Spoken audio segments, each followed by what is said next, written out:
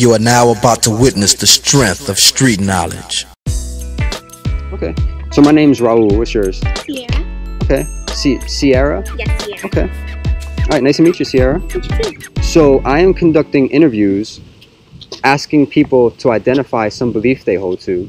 Okay. And I want to ask you questions related to how you arrived at whatever that belief is. Okay. And so some examples of what it could be. It could be a religious belief. It could be a supernatural belief. It could be some sort of paranormal belief. It could be a political belief. Just some belief that for you serves as like a foundation for your worldview. Okay. That informs your understanding of the world and that you're fairly certain of. All right. So what belief would you like to talk about today? I'll go with religious belief. Okay. And which religious belief in particular? Christianity. Okay. And what belief do you have that you'd like to discuss? I honestly truly do believe that God does exist. Okay. And why do you believe that? Okay, so this is kind of like a weird story from when I was little.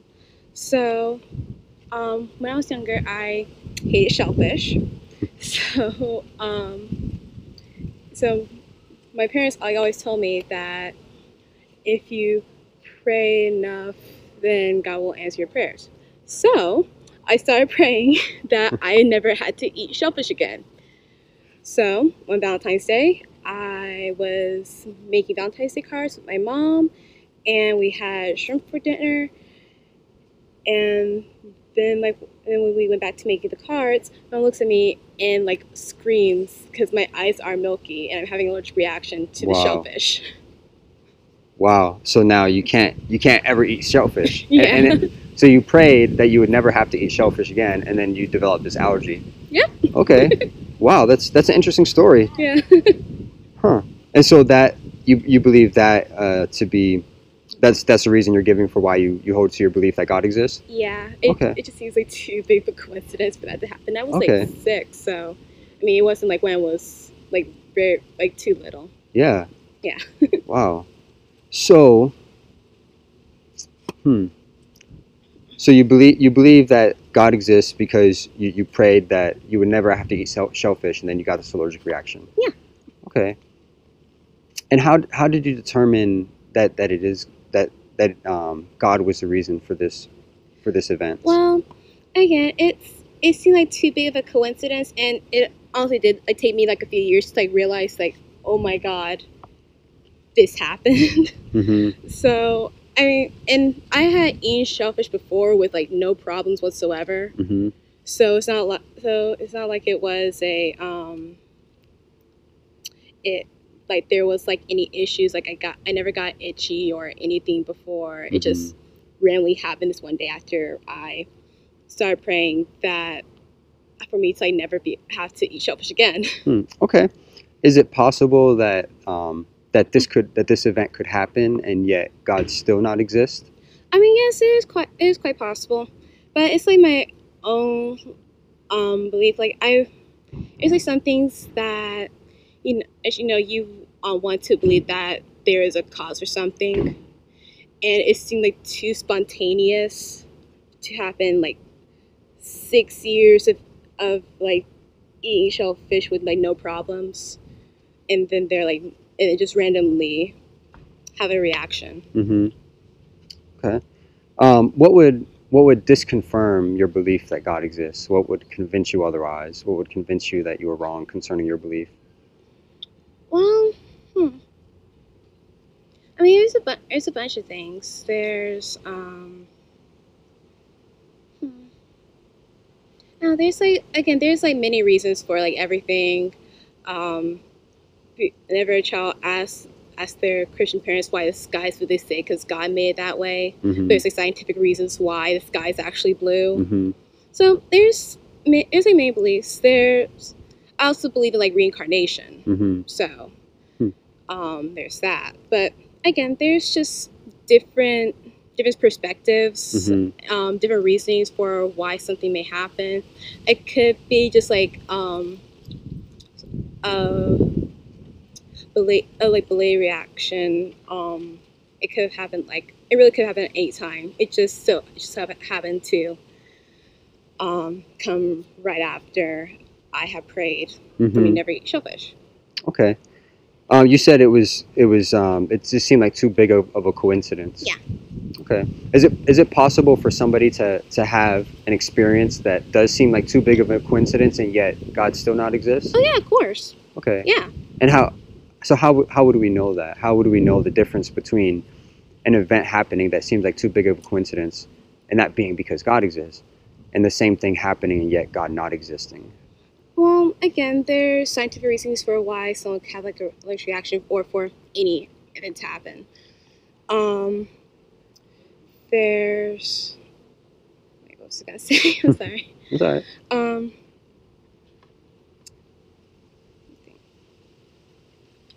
I mean, I feel like it's like more so like based off of your beliefs and like what you believe in, because there could be like a thousand reasons for something happening, and it just, if you like believe in like some superior being in the sky that grants your prayers, no matter how ridiculous they are, Mm-hmm. this, I mean, it can happen. You could believe in like, the universe, you could believe in nothing, and suddenly you're like hoping that an apple falls from the tree, and then the apple falls from the tree 10 minutes later. Mm-hmm. There's a bunch of reasons. Okay. So back to the example you gave of you praying and Mhm. your prayer being answered. If that could serve as evidence for God existing, would that therefore mean that if you were to pray and something did not come to pass, would that serve as proof that God did not exist? Well, no. And here's the thing: I have had like experience happen where I prayed and something didn't happen, but it also happened like years later. So it may be delayed. It just might not happen. Hmm. It's, again, there's some things you just like want to believe there's a superior being that will grant your wishes if you're good, if you pray for it enough. Just stuff like that. So you said you just kind of want to believe that there's some sort of Yeah. supernatural being kind of looking out for you? Yeah. Okay. At what point, if you said a prayer Mhm. and it didn't come to pass, is there a point at which you would conclude, therefore, that God does not exist? Well, it depends. I mean, yes, like I do have like my god sister who's raised Christian but decided that she was atheist because she just like didn't believe in God. So yes, there are various reasons for like something happening, and then you're like, oh, okay, this didn't happen, therefore this isn't a thing. Mm-hmm. Yeah, that is very possible. So for you, at what point would prayer not being answered serve for you as proof that you were wrong concerning your belief, or would it never?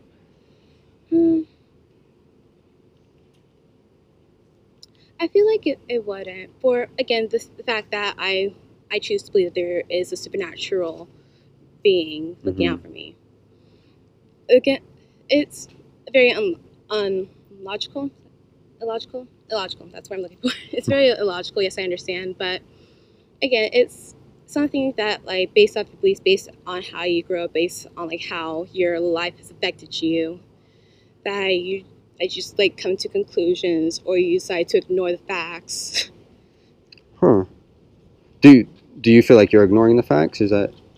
It's quite possible. I mean, again, there are various reasons for how the world is.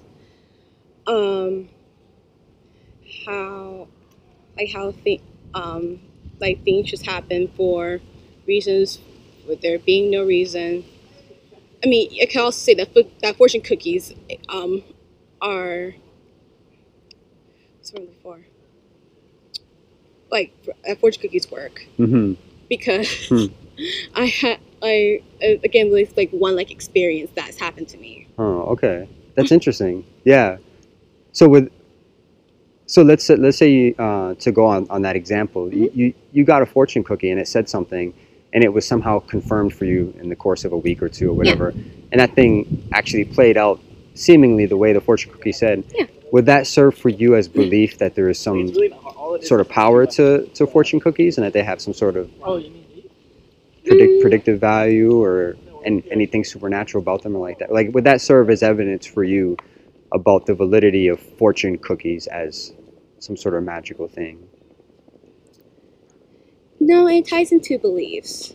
Like, it could have been that I told my mom, like, what my fortune cookie said, then she decided to, like, give me, like, whatever thing I wanted. Mm-hmm. It could very well be that. There's a bunch of reasons. It again could just be a coincidence. What would you say to somebody who did come to that belief? Let's say somebody had this fortune cookie experience, came to pass. Do you think that would serve as evident, as proper justification for them believing what they believe in concerning the validity of fortune cookies? Probably not. I wouldn't tell them that, hey, your belief is wrong, because again, I believe in a magical man in the sky that grants wishes. So it's just ridiculous if you really think about it. Okay. So how does that relate to your currently held belief? If you're willing to say that about the fortune cookie person, couldn't the same thing be said concerning your belief? Oh, of course. Okay. Of course it could. Does that affect how certain you are of your belief? Does that make you less certain at all? Sometimes, but again, it also ties into just like how I choose to live my life, and like what I choose to believe in. I could believe in fortune cookies. I could believe that there is not a God. I could believe that there are various gods. Mm-hmm. It just like depends on what you choose to believe in or don't choose to believe in. Do you think that us believing something makes it objectively true? It could be. I would say, yeah, it could be. People, it could be like something like the Mandela effect, where something just like happens to like come into a bunch of people's minds, and they just believe that this happened, whether or not it's true or not. So if somebody really believes that fortune cookies have some sort of power, does that mean therefore that there is some sort of supernatural reality to fortune cookies? I mean, it could be. There's quite a possibility to that. Okay, but if that's true, would it be them believing it that makes it true? I feel like it would be like a multitude of people believing in it that could make it true. So are you saying that if enough people believe something that it's true? Yeah. So let's say if enough people stop believing in the existence of God, would that make your belief untrue? In the eyes of the society, yes. But how about in the eyes of like objective reality? Like, I